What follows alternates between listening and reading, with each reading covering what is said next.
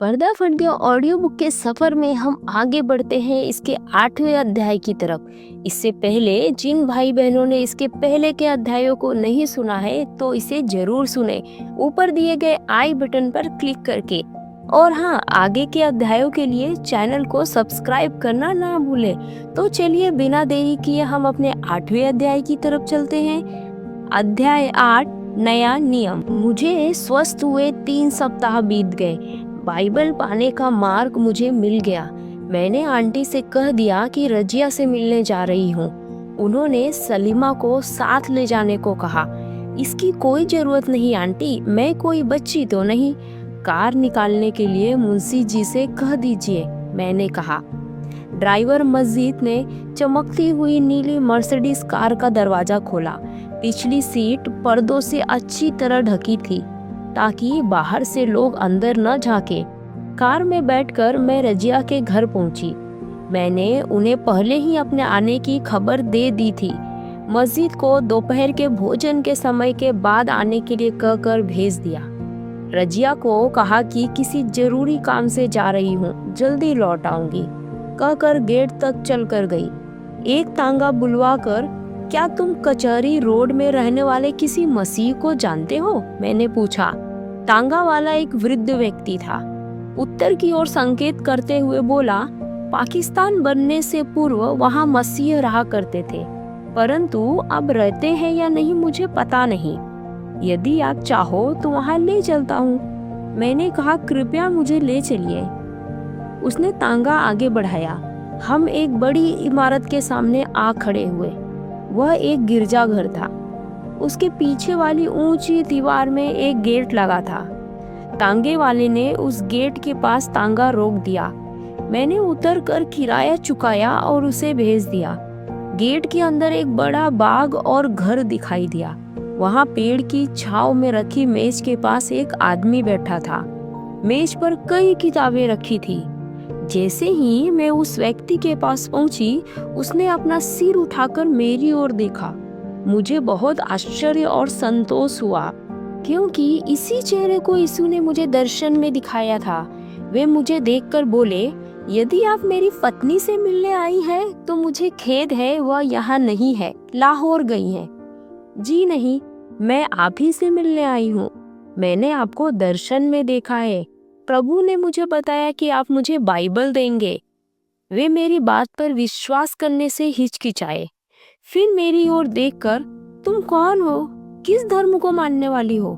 किसकी बेटी हो? सब कुछ पूछा। हमारा घर यहाँ से 10 मील की दूरी पर है। मैं एक मुस्लिम खानदान की हूँ, मैंने उत्तर दिया। यह सुनकर वे डर गए। बाइबल सिर्फ हम लोगों के लिए ही है, तुम कुरान से अपना काम चला लो, कहते हुए मुझे गेट तक छोड़ने के लिए उठ खड़े हुए। मेरी उम्मीदों पर पानी फिर गया। यीशु इम्मानुएल ने ही मुझे आपके पास भेजा है, कृपया मेरा विश्वास कीजिए, मैंने विनती की। फिर वे 1 मिनट रुककर बोले, ठीक है बैठो। अपनी सारी कहानी मैंने उन्हें सुना दी। 19 वर्ष लकवे के कारण अपाहिज जीवन व्यतीत करना, मेरी मक्का यात्रा, उसका विफल होना, पिताजी की मृत्यु, यीशु का मुझसे बात करना, कुरान में उनके बारे में लिखे होने की जानकारी देना और अंत में यीशु का मेरे कमरे में दर्शन देकर मुझे स्वस्थ करना। क्या सब कुछ सच है? उन्होंने उत्सुकता से मेरा चेहरा देखा। कल तक किसी भी ज्ञान पुरुष ने मेरा चेहरा नहीं देखा था, परंतु यह व्यक्ति मुझे पराया नहीं लगा। यीशु ने मुझसे कहा था कि जो उनके स्वजन है वह मेरे भी स्वजन है। फिर एक बार यीशु ने मुझे दर्शन देकर अपनी प्रजा दिखाते हुए आपका चेहरा दिखाया और आपसे बाइबल मांगने को कहा। क्या आप भी आपको मेरी बात का यकीन नहीं? ठीक है, उन्होंने जो प्रार्थना सिखाई वह सुनिए, कहकर मैंने प्रभु की प्रार्थना दोहराई। वे निरुत्तर हो और गंभीरता से सिर झुकाकर गहरी सोच में डूब गए। फिर बोले, तुम थोड़ी देर यहाँ बैठो, मैं अंदर जाकर प्रार्थना करके प्रभु की इच्छा पूछना चाहता हूँ। बाइबल देना कोई मामूली बात नहीं, तुम्हारे और मेरे लिए खतरनाक साबित हो सकती है। वे भीतर गए और कुछ देर तक बाहर नहीं आए। मैं प्रतीक्षा कर रही थी। करीब 20 मिनट बाद बाहर आकर, जो तुमने मांगा है उसे प्रभु ने देने के लिए कहा है, परंतु जो मार्ग तुम अपनाने जा रही हो वह बहुत कठिन है। पूरा खानदान तुम्हारा बहिष्कार करेगा। यह कठिनाइयों का सामना करना होगा, परंतु यदि तुम अपने विश्वास पर अटल रही तो आखिरकार अनंत जीवन अवश्य पाओगी। मुझे स्वस्थ करने वाले यीशु इमैनुअल का प्रेम मार्ग यही है। कितनी ही परेशानियां क्यों ना आए, मैं इसी रास्ते पर चलूंगी। वे हल्के से मुस्कुराते हुए बोले, फिर एक बार सोच लो बेटी, यीशु के लिए अपना सर्वस्व त्याग देने के पश्चात भी शैतान तुम्हें परीक्षा में डालने की पूरी कोशिश करेगा। तुम्हारे लिए कई रुकावटें भी खड़ी करेगा। बहुत विरोध का सामना करना पड़ेगा। मसीह लोग भी तुम्हें रोक सकते हैं। आंसू भरी आंखों से मैं बोली, यीशु इमैनुअल द्वारा दिखाया गया मार्ग मेरे लिए बहुत प्रमुखता रखता है, परंतु मुझे तकलीफों की परवाह नहीं। मैं यीशु के बारे में और अधिक जानना चाहती हूँ। उन्होंने ही मुझे आपसे पास सहायता के लिए भेजा है। कृपया मेरी सहायता करें। तत्पश्चात उन्होंने उर्दू में लिखित नया नियम मुझे दिया। साथ में कॉर्थेज के शहीद नामक किताब देकर मेरे लिए प्रार्थना की। वह प्रार्थना दया और भाईचारे के प्रेम से भरी थी। उसने मुझे और शक्ति प्रदान की। फिर एक और तांगा पकड़कर मैं रजिया के घर आ गई। वहाँ हम दोनों ने मिलकर भोजन किया। मैंने रजिया से कहा कि जिस काम के लिए गई थी वह तो पूरा हो गया, परंतु अभी समस्या का पूर्ण समाधान नहीं मिला। रजिया ने इस विषय में आगे कुछ नहीं पूछा। फिर मस्जिद के आने तक हम दोनों हमेशा की तरह बातें करते रहे। घर पहुंचने पर आंटी इंतजार कर रही थी। रजिया कैसी है? उन्होंने पूछा। हाँ ठीक है, नए विद्यार्थियों को पढ़ा रही है। उनकी बहन की शादी हो गई और अपनी शादी में दहेज देने के लिए उनके पास पैसे नहीं। संक्षिप्त में बताकर अपने कमरे में चली गई। मैं अपने बिस्तरे पर लेट गई, आराम करना चाहती थी। शारीरिक और मानसिक रूप से थकी थी। उस रात मैंने चुपके से नया नियम खोलकर पढ़ना शुरू किया। यदि पूछा जाए कि वह कैसा है, तो प्यासे के लिए पानी कैसा होता है, नन्हे शिशु के लिए माँ का दूध कैसा होता है। मैं जो अब तक भूसे पर जी रही थी, अपने भूख के लिए रोटी पाई और मानवीय जीवन के सत्य और उसके अंत के विषय में इन पन्नों में पढ़ा। यीशु ने मुझसे कहा, मैं ही मार्ग, सत्य और जीवन हूँ। उसमें लिखित प्रत्येक घटना जैसे मेरे समक्ष घट रही हो। आध्यात्मिक विषय मुझे खूब समझ आ रहे थे, मानो मेरी आध्यात्मिक आंखें खुल गई हो। यीशु के 12 शिष्यों के नाम मैंने इसमें पढ़े। यीशु द्वारा सिखाई गई प्रार्थनाओं को शब्द दर शब्द बाइबल में वैसा ही पाया। इम्मानुएल अर्थात परमेश्वर हमारे साथ है। कुरान मुझे कभी बिना किसी मदद के समझ नहीं आती थी, परंतु यह किताब वैसी नहीं, बहुत अच्छी तरह समझ आ रही थी। मुझे सिखाया गया था कि खुदा कहीं बहुत दूर रहने वाला है। आखिरकार यहाँ वह व्याख्या मिली, परमेश्वर की शक्ति और यीशु का लक्ष्य। वह मरे हुओं को जीवन दे सका क्योंकि वह जीवन का प्रभु है। वह फिर आने वाला है क्योंकि वह जीवित है। उसकी सामर्थ्य अनंत है। वह मात्र नबी नहीं बल्कि स्वयं परमेश्वर है। यह पढ़कर मुझे बहुत सांत्वना मिली। मरकुस अध्याय 1:9 से 11 तक के वचनों में यीशु के बपतिस्मा लेने का व्याख्यान किया गया है। उस मृत्यु का बपतिस्मा पाने से हम उसके साथ गाड़े गए, ताकि जैसे मसीह पिता की महिमा के द्वारा मरे हुए में से जिलाया गया, वैसे ही हम भी नए जीवन की सी चाल चले। रोमियो अध्याय 6:4। यह नया जीवन मेरी आत्मा और शरीर में प्रवाहित हो रहा है। अपाहिज अवस्था में मुझ पर जमजम जीवन का जल डाला जाना मुझे याद आया। उससे न तो मेरे पाप धुले, ना ही मेरी बीमारी ठीक हुई, लेकिन यीशु द्वारा दिए गए आत्मिक जीवन जल ने मेरे आत्मा और शरीर को स्वस्थ कर दिया। मैंने यीशु के आदेशानुसार गवाही दी है। बपतिस्मा पाकर पहले जैसे यही जीवन बिताऊंगी, मैंने सोचा। इतने में पिताजी का चेहरा मेरे सामने आ गया। मुझे इतना अधिक कष्ट हुआ मानो कोई छुरी मेरे आर पार हो गई हो। मैं जोर से कह उठी, पिताजी क्षमा कर दीजिए, यीशु ने मुझे स्वस्थ किया है, इसलिए उसका अनुकरण मुझे करना ही होगा। तुरंत मुझे शांति का आभास हुआ और मुझे निश्चित था मैं सही मार्ग पर हूँ। कोई भी मुझे अब नहीं रोक सकता था। मार्च 12 तारीख तक मैंने नया नियम पूरा पढ़ लिया और कार्थेज के शहीद किताब भी पढ़ ली। पुराने जमाने के मसीहों को शेर का भोजन बनाया गया, आग में डाला गया और कितनी ही यातनाएं दी गई, परंतु वे अपने विश्वास पर अडिग रहे। इसका संदेश मुझे समझ में आ गया। मैंने अपना उद्देश्य नहीं बदला, इससे मेरी हिम्मत और बढ़ गई। अगले दिन मैं रजिया के घर गई। वहां से पहले की तरह मेजर साहब के घर पहुंची। इस बार उनकी पत्नी भी घर पर थी। मैंने उन्हें बताया, यह किताब मुझे बपतिस्मा लेने के लिए प्रेरित कर रही है, तो क्या आप मुझे बपतिस्मा दे सकते हैं? उन्होंने कहा, बेटी हम बपतिस्मा नहीं देते, तुम नहीं जानती बपतिस्मा क्या होता है।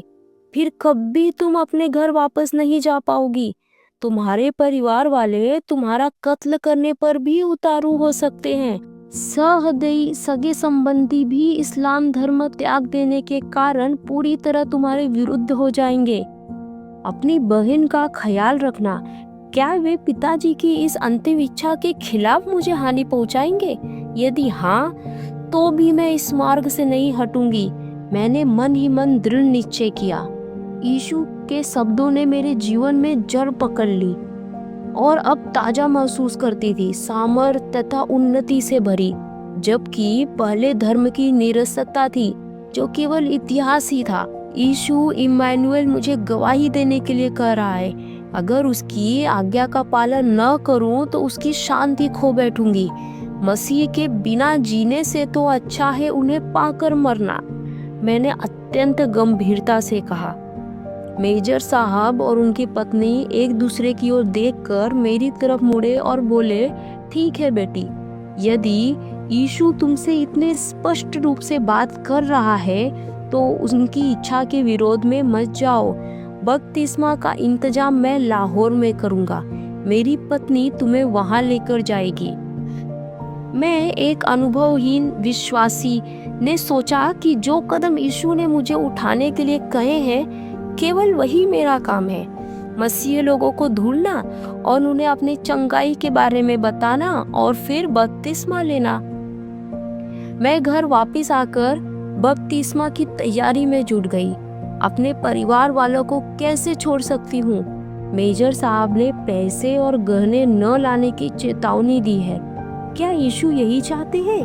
मैं धन, जेवर, घर बार, जमीन, सगे संबंधित और उनके प्रेम को त्याग दूं? इस्लाम का उत्थान जंगल में हुआ था। हमारा धर्म कठिन से कठिन परिस्थितियों में भी भक्ति कायम रखना सिखाता है। इस जोश के साथ मैंने यीशु के पीछे हो लेने का संकल्प किया। 2 दिन के पश्चात मैंने अंकल और आंटी से कहा कि मैं रजिया के साथ लाहौर जा रही हूँ। उन्होंने पूछा, लेकिन तुम कहाँ ठहरोगी? मैंने कहा, भैया और दीदी वहीं हैं, कहीं भी ठहर जाऊंगी, आपको पत्र लिख दूंगी। अगले दिन आंटी के साथ पिताजी की समाधि देखने गई। उस पर ताजे फूल रखे थे। मेरे मन में उनके प्रति श्रद्धा कम तो नहीं हुई, परंतु उनका यह सोचना कि स्वर्ग शारीरिक सुख सुविधाओं से भरा है कितना गलत था। वहां का आनंद यीशु की निकटता मात्र है, मैंने सोचा। संध्या काल आखिरी बार मैं अपने बाग में गई और उस स्थान पर जाकर खड़ी हो गई जहां अंतिम बार पिताजी का कफन रखा गया था। बहुत देर शोकाकुल उन्हें स्मरण करती रही। फिर सूर्यास्त हो गया। धीरे धीरे अंधेरा होने लगा। घर की बत्तियां जल रही थी। अपने घर की ओर देखकर कितना सुंदर घर है, मैंने सोचा। उस क्षण कुछ आवाजें सुनाई पड़ी। क्यों इतने आज्ञाकारी बन रही हो? क्या बिना बपतिस्मा के यीशु की अनुयायी नहीं बन सकती? इस बपतिस्मा के कारण सब कुछ छोड़ना पड़ रहा है। तत्काल मेरे मन में एक और धीमी आवाज सुनाई दी। जो मुझसे अधिक अपने माता पिता से प्रेम करता है वह मेरे योग्य नहीं। मत्ती अध्याय 10 वचन 37 और 38। मैंने फिर एक बार अपने घर पर दृष्टि डाली। यद्यपि यहाँ कई बार मुझे आनंद का अनुभव हुआ, परंतु अपनी बीमारी के कारण यह घर मेरे लिए जेल से कम न था। इस जीवन यात्रा में प्रत्येक मनुष्य के लिए परिस्थितियां हमेशा बदलती रहती है ना। सोचते हुए मैं घर के अंदर चली गई और सफर के लिए जरूरी सामान बांधने लगी। अगले दिन मैंने 2 चेकों पर हस्ताक्षर किए। घर चलाने के लिए अंकल को 75,000 रुपए का चेक और रजिया के लिए 40,000 रुपए का चेक लिया। मार्च 15 तारीख को अंकल ने ऑफिस जाते वक्त मुझसे विदा ली। फिर मैंने आंटी का चुंबन लिया और अपने आंसू रोकते हुए सीमा और सलीमा से भी विदाई ली। वे दोनों मुझे बेहद प्यार करती थी, मैं भी उनसे उतना ही प्रेम रखती थी। आंटी ने कहा, क्यों बेटी, क्या लाहौर कार से नहीं जा सकती हो? आंटी, आप मेरी फिक्र न करें, मैं आप लोगों को पत्र लिखूंगी, कहते हुए कार में बैठ गई। रजिया भी मेरे बर्ताव को समझ नहीं पाई, परंतु मेरे प्रति प्रेम पूर्ण संबंध होने के कारण हर बात मान गई। मैंने रजिया से कहा, मुझे शिक्षा प्रदान करने के यह 40,000 रुपए रख लो। मैं लाहौर कुछ सहेलियों के पास ठहरने जा रही हूँ। मैं अब चल फिर सकती हूँ, लेकिन बार बार कारण बताने से उब गई हूँ। मेरे अंकल आंटी बहुत सवाल करते हैं, क्या है, कहाँ जा रही हो, क्यों, इत्यादि। तुम्हें मेरी एक मदद करनी होगी। मैंने अपने घर वालों से तुम्हारे साथ लाहौर जाने की बात कही है, इसलिए यदि कोई मुझे ढूंढते यहाँ आए तो कृपया अपनी माँ को उनका सामना करने के लिए कहना, ताकि उन्हें इस बात का तनिक भी आभास न हो कि तुम यहीं हो। इस वक्त मैं तुम्हें इससे ज्यादा और कुछ नहीं बता सकती।